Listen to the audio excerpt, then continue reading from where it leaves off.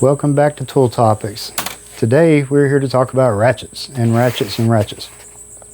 My normal go-to ratchets are Matco and gear wrench. And recently I bought a Quinn ratchet because it is the same design and actually made by Apex. Same design as the 90-tooth gear wrench ratchets, which I've always been a fan of. They work well, they're smooth.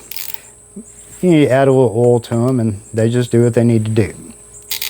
So that's just a ratchet that I like. So I bought one to see how it did compared to my Matco ratchets, and I am not disappointed. So after looking on Amazon and looking all over the place, I was trying to find ratchets that are more economical for the average person. And I came up with the Duratech Ratchets. And this is a 3-piece kit. And if you'll notice one thing about them, when we open them up, they are a Apex design. They stole this design straight from Apex, which is the reason why it's very similar to the Quinn ratchet and also the gear wrench 90-tooth ratchet. And these are also 90-tooth ratchets. One major flaw in these ratchets is this. It's loud, it's noisy, there's a lot of back drag. And this 1/2-inch drive is horrible. You can probably hear that from your home while I'm filming it. It's a horrible back drag. And I just can't leave enough alone, but if you listen to this one, it's much quieter. There's a reason for that. Oh, this thing's smooth as butter. It's a lot quieter, and the reason for that is because I took it apart and fixed it. And I'm going to show you how I did it. I want to attempt to at least. I'm going to set this aside. Like I said, these ratchets are identical to gear wrench 90-tooth, so design is very simple to work on. And this will just show you how to do it. So if you want your ratchets to perform better, if you don't want to spend a lot of money on them, and you want them to perform well, you can. And that's my goal, is to save money and to show people how to save money. First, we got to take that clip off there and access the ratchet. Second, I use a little magnet just to get the plate off there, if it'll come off there. And that will open it up. And she's a little jammed. So yeah, these things they're really snug on the inside. Alright, we got her off there. And if you look on the inside, you see that dude is dry as a bone. Now what causes the back drag and the very noisy isn't necessarily always the oil, it's a spring. There's a spring right here that is usually too tight. And the way these ratchets are designed, this pawl will push up against the body of the ratchet when it's engaged. So it's not going to change that spring out, or to loosen that spring, is not going to affect the performance of the ratchet, because the ratchet strength is all in that pawl up against the body. And so we're going to modify this ratchet and make this thing perform well. Now, one thing that I use is one of these when assembling these ratchets. It comes with the Matco and gear wrench ratchet repair kits. It really comes in handy. We're going to see how well it works on these. The first thing I'm going to do is take this thing apart, which is entertaining because my arm's wrapping around a camera tripod. You have all the pieces right here. Here's the part that causes all the issues, is this little spring right here. There's a little socket. This dude. What's happening is that little spring right there is too tight, and it pushes up against that pawl really hard. So what I do is very simple. I take that dude and cut it off a little bit. Not much, just enough to take that tension off. Ding. That was very little to take off. And we're going to see what that does. I may have to trim some more off, but we're going to see. Yeah, I think I will trim a little bit more off. It's hard to tell how much you're cutting off with these big old diagonal cutters. Alright, so I took off basically a whole coil, and that should take some of the pressure off that. So now the fun part is getting all that back in there. Usually I like to have them laying down flat and do that, but it's hard to record and do that. So we're going to see if we can get that dude back in there. I want to try to use some needle nose pliers to do it. Get it back in that little bitty hole, which seems to be a struggle for me. I guess you have to be a very patient person to do this, and thank God that I am. But I think y'all get the gist of it. Let's see.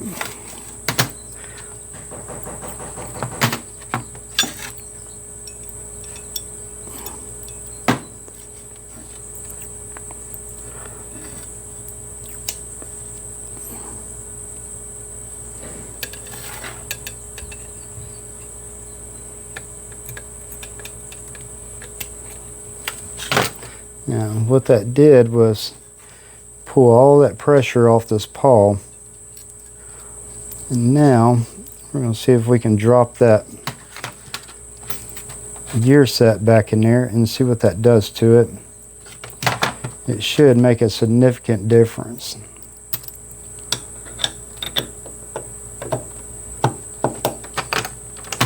As far as the back drag, we're going to make it quieter with a little oil, but that back drag will night and day difference. Do y'all hear that? Huge difference, and it does not sacrifice the strength. You don't want to take too much off that spring, but that was just night and day difference. That is where all your back drag comes from, is that right there. And what we're going to do is add a little oil to it. What I prefer to use, just because it's easy, is I use air tool oil, and I'll put a good bit in there because I want it to pull around. And now, if you listen, it got really quiet. Now we're going to have a quality ratchet that's going to do what it needs to do without being so noisy, and all the back drag's gone. People complain about ratchets all the time because of the back drag, and I'm just showing you how to fix it. Back drag's usually not that big of a deal if you're not afraid to get in there. And one of two things is going to happen. You're going to break it, or you're going to have a really good ratchet. Don't be afraid to try stuff. Because if you don't ever try, first of all, you won't ever learn anything. I'm going to make sure that's seated good.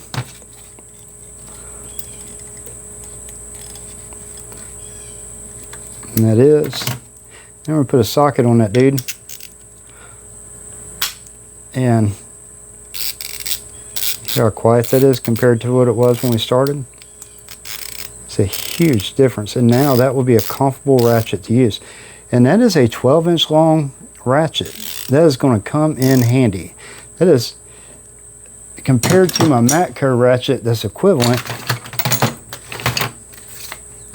that's a big difference. And I'm going to tell you the difference. This ratchet was $175. This ratchet, I bought the whole set for $40. Half-inch drive, 3/8 drive, and 1/4-inch drive for $40. And it's a very similar design in how they work. Matter of fact, the gear set's probably identical in them. But now we have a good quality ratchet that's going to last a long time, and it's 92. It changes direction easily. It's just a good ratchet, and now it's quiet. It's a little stiff because it's brand new. All right, we're going to work on the 1/2-inch drive ratchet now and see what happens. I have a feeling this dude right here is super noisy, and we're going to do a sound check on it really quick just to see before and after. I can get this on there. Now listen. It's a loud ratchet. Let's see if we can make it better. I'm doing all this because I want y'all to be able to buy quality stuff and not have to pay a fortune for it. I may not be good at this talking on the YouTube thing, but I'm really good at saving money. And that's what I'm here to do. It's not about who can sell the most expensive product because they got, they got paid for it. This right here is about saving people money because we all like to save money. Now we're going to pull this dude apart. Pull this dude out of here. And what we're after is that right there and that little spring. I'm going to pull you out of there. I'm going to cut just a couple links off this one because that one has a lot of back drag to it. What we're looking for is for it to not stick out of this thing a long ways. That spring sticks out a good ways, and I don't want it to stick out that far. I may cut a little bit more off this one just because it's so big. But if you're doing this yourself, take a little bit off at a time. You don't have to take it off. You take a little bit off and then you try it. Put it back together and try it. If you don't like it, take it back apart and cut a little bit more off. And then until you get it to where you want it. This is all to say you don't have to spend a ton of money to get quality stuff. And I know this is, you know, Chinesium or whatever, but I'm okay with that because what's most important to me is when I go out there and work on my car, is having something that works. That's it. I don't care if it costs me, you know, $40 to work on my car. I'd rather spend $40 than, you know, a couple $100. We're going to get this. It's just a little difficult, but she's there. I think. She is. Then we have to put the pawl back in there. Let's see if this will slide in there without any assistance. It probably won't. I have to lay this down to do this for it to pop out.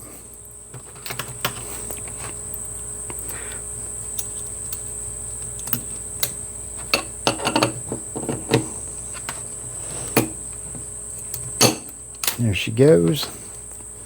Now we're going to oil this dude up because it was bone dry.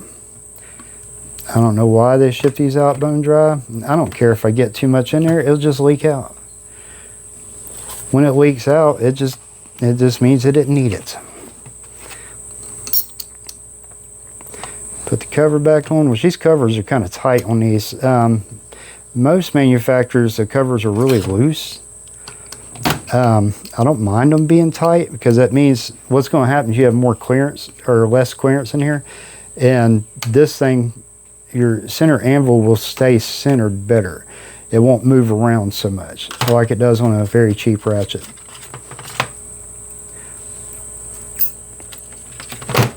So we're going to put her back together and give her a spin and see what happens. I have no idea what this one's going to sound like, but I expect it to be better than it was.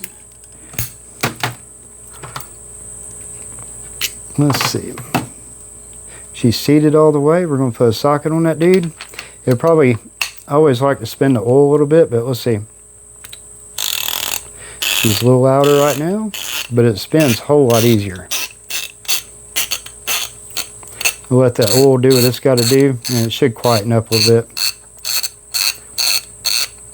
So if it don't, I don't really care because this dude is, the back drag is almost non-existent now.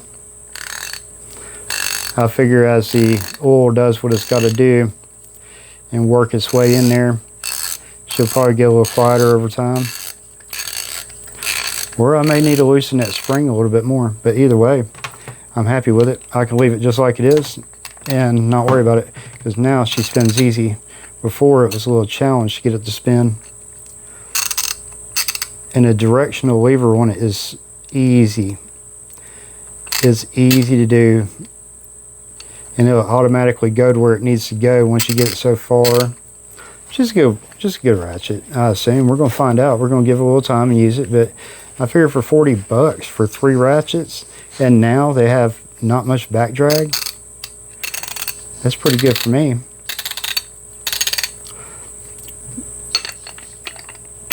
She's going to be leaking oil for a minute. Let's see what she does. Yeah. She's a little noisy, but she spins easy. We'll see what happens over time. I don't know. Y'all tell me what you think. Are Duratech ratchets worth it? because it looks like if you just oil them up a little bit and cut that spring off, they function much better.